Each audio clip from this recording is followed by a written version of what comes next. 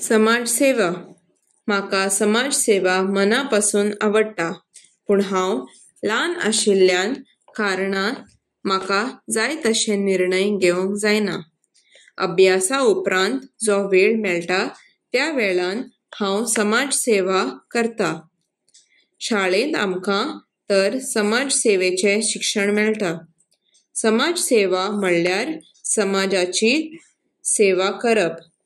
आमची शाळा आनी शाळे भोंवतणी वाठार निवळ दवरप, शेजाऱ्याक कोणूय दुयेंत आसता जाल्यार तांकां घरांत आदार दिवप, दोतोरागेर व्हरप, वखदां हाडप, तांकां जेवण दिवप आनी बरें जावं पासून ताची खबर घेवप, हातूंतल्यानूच जायतें आमी शिकूंक पावता.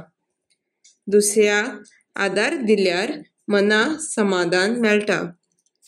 समाजसेवा करून आमचें सेम सांबाळूंक आमकां जण एकल्यान कायदो.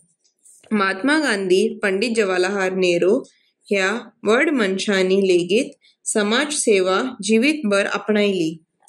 आयज लेगीत तांची नामनां आमकां दिसूंक येता. समाजसेवा आमकां समस्या सोडोवपाक आनी फुडारपणाचे कुशळटाय विकसीत करून फाल्यांचे उद्देजक तयार करता.